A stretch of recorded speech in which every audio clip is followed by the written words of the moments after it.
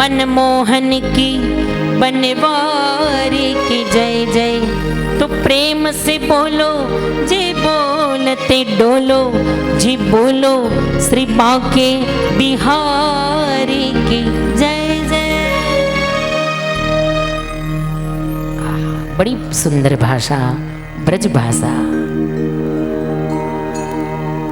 श्री वृंदावन धाम को बास भलो, जहाँ पास बहे यमुना महारानी। यमुना यमदूतन टारत है और भव तारत है श्री राधिका रानी। दोनों रानियां हैं ब्रज की, एक यमुना रानी और एक राधा रानी। एक यमदूत को टारती है और एक भवसागर तारती है।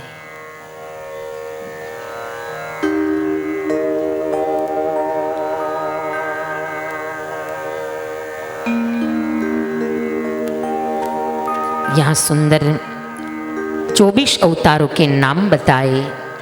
सुत जी ने कहा, है शौनक, हे ऋषिगण, जो आपने प्रश्न किया है बड़ा सुंदर प्रश्न है। भगवान पूर्ण पुरुषोत्तम, भगवान लीला पुरुषोत्तम कृष्ण की कथा मैं आपको सुनाने जा रहा हूँ। और जिस ग्रंथ में कृष्ण की कथा है उस ग्रंथ का नाम क्या है? या सुत जी बोले, इदं भागवतं नाम पुराणं ब्रह्म संहितं उत्तम श्लोक चरितं चकार भगवान ऋषिः। इदं भागवतं नाम, जिस ग्रंथ में भगवान कृष्ण की कथा है, भगवान कृष्ण के प्रेम का रस है, ऐसी भागवती कथा जिस ग्रंथ का नाम है इदम भागवतम शास्त्रम। इदम भागवतम, ये भागवत कथा मैं आपको सुनाने जा रहा हूँ। शौनक ऋषियों ने कहा, महाराज पहले किस युग में किसके द्वारा किस प्रकार इसकी रचना हुई? कस्मिन् युगे प्रवृत्तेयम स्थाने वा केन हेतुवा कुतः संचोदितः कृष्णः कृतवान संहिता मुनि। किस प्रकार भागवत की रचना हुई, पहले मुझे ये कथा सुनाइए। और यहाँ से सुत जी महाराज भागवत की रचना की कथा में ले जा रहे हैं। भागवत के रचयिता हैं, हम सब जानते हैं, भगवान वेदव्यास जी महाराज के जो 24 अवतारों में से एक अवतार माना गया है। श्री वेदव्यास जी महाराज जो विष्णु का साक्षात अवतार है और जिनका प्रागट्य भगवती सत्यवती, कि जिसे हम मत्स्यगंधा कहते हैं। मत्स्यगंधा यानी माछीमार की पुत्री, दास्यराज की पुत्री है मत्स्यगंधा, कि जो यमुना जी में नाव चला रही है। और उस नाव में परम तपस्वी महाराज पराशर ऋषि आकर बैठे और नाव चलाते चलाते मत्स्यगंधा के सामने पराशर ऋषि ने देखा, लेकिन उसकी सुंदरता में ऋषि ऐसे मोहांध हो गए। वैसे देखा जाए तो ये तो सब महापुरुषों की लीला है भाई, हम उसे भूल नहीं कह सकते। अगर जो ऋषि ऐसी भूल नहीं करते, अगर जो सत्यवती में वो मोहित नहीं होते, तो व्यास जैसे पुत्र का कभी जन्म नहीं होता। ये ऋषियों की भूल नहीं है। कई लोग इसे भूल मानते हैं, ये तो अपराध है, ये भूल है। ये भूल नहीं है, उनकी लीला है। लेकिन मनुष्य की एक कमजोरी है कि हम अवगुण पहले पकड़ लेते हैं, दुर्गुण पहले देख लेते हैं, सद्गुण नहीं पकड़ते। उनकी तपस्या क्या है, उनका तेज क्या है, ये नहीं देखते। लेकिन उसने गलती कहाँ कर दी ये पहले देखते हैं। ये हमारी कमजोरी है, ये हमारी दृष्टि का विकार है।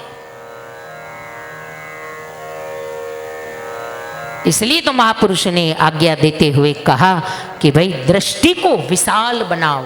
ऐसी विशाल दृष्टि होनी चाहिए कि सिया राममय सब जग जानी, करहूं प्रणाम जोरी जुग पानी। रामचरितमानस में बाबा जी ने लिख दिया, सिया राममय दृष्टि ऐसी बनाओ। क्यों किसी की गलतियां देखते हैं हम, क्यों किसी के दुर्गुण देखते हैं हम? दूसरे के देखने के बजाय अपने ही देखने चाहिए। अपने तो हम देखते नहीं और अपने दिखाई देते भी नहीं। कहाँ अपने दिखाई देते हैं दुर्गुण? हमें किसी और के दुर्गुण देखते हैं, औरों की परीक्षा करते हैं।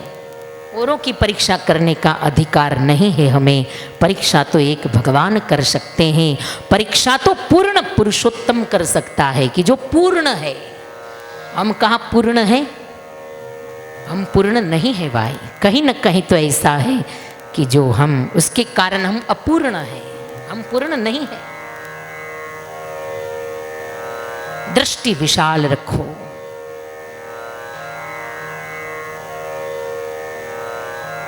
पराशर और सत्यवती का यहाँ मिलन हुआ और पराशर ऋषि ने सत्यवती को वरदान देते हुए कहा, हे देवी जाओ, मेरा वरदान है, आपने मेरे प्रेम का स्वीकार किया है, इसलिए मेरा वरदान है, जाइए। आपके शरीर में जो मछली की दुर्गंध आ रही है उसकी जगह आपके श्री अंग से कस्तूरी की सुगंध आएगी, कस्तूरी की महक आएगी।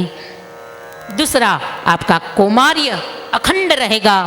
और तीसरा, मेरे तेज के द्वारा आपके गर्भ में जो बालक आएगा वो बालक जन्म लेकर कोई सामान्य नहीं होगा, पूरे विश्व का गुरु बनकर बैठेगा, विश्व वंदनीय होगा। ऐसा पुत्र आपके गर्भ के द्वारा प्रकट होगा। देखिए महापुरुषों की लीला, ये लीला है उनकी। और वही पराशर के द्वारा सत्यवती के उदर में परम तपस्वी तेजोमय बालक का आविर्भाव हुआ है और सुंदर समय पर उस बालक का जन्म हुआ। वो समय क्या है?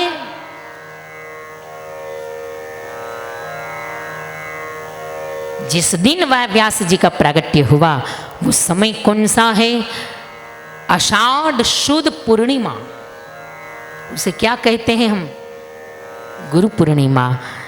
गुरु पूर्णिमा क्यों कहते हैं? क्योंकि पूरे जगत के गुरु हैं व्यास जी, और वो व्यास जी के प्रागट्य का दिवस है, व्यास जी के आविर्भाव का दिन है, और इसलिए उसे हम गुरु पूर्णिमा कहते हैं। ये असल में तो व्यास पूजा का दिन है, लेकिन व्यास जी पूरे विश्व के गुरु हैं, इसलिए नाम रख दिया गुरु पूर्णिमा।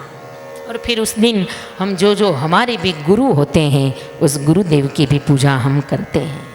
लेकिन वो दिवस है व्यास जी के प्रागट्य का दिवस। व्यास जी का प्रागट्य आषाढ़ शुद्ध पूर्णिमा के दिन हुआ।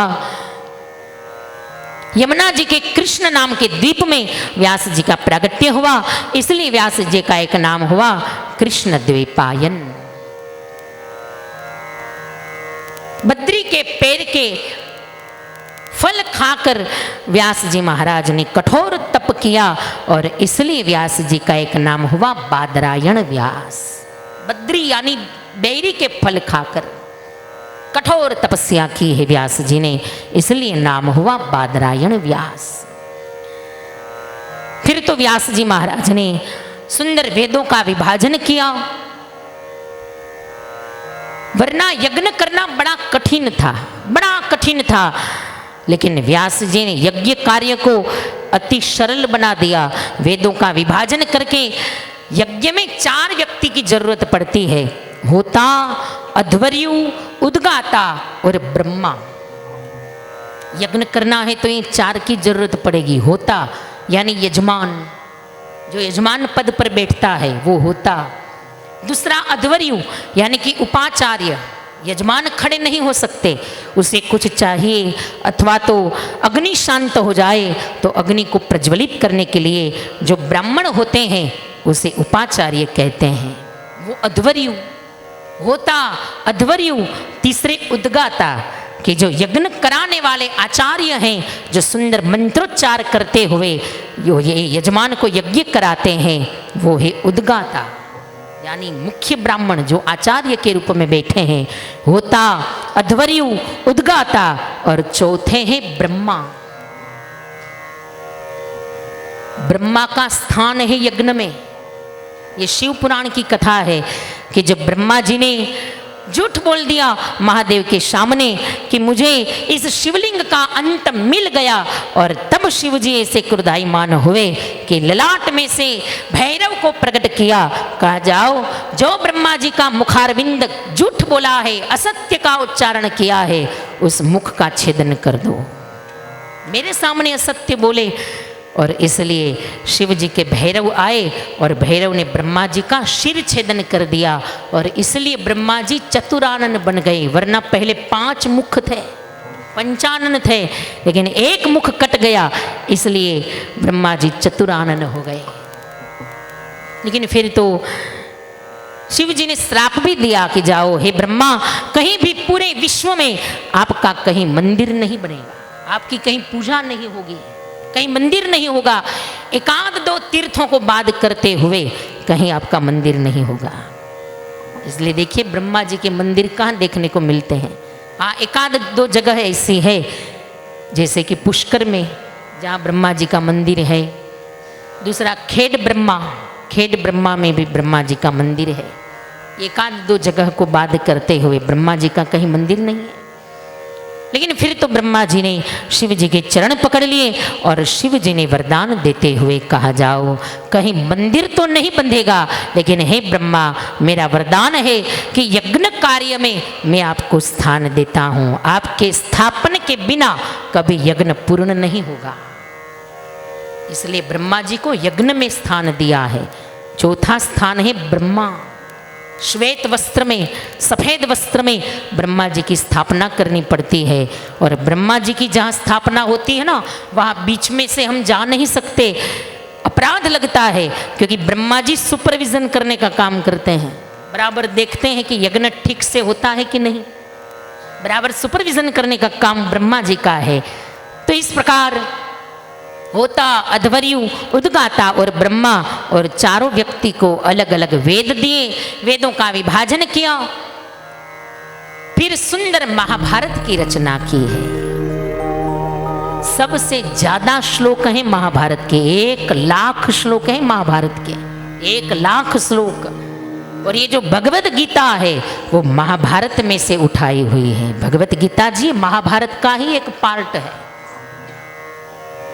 महाभारत की रचना की है व्यास जी ने।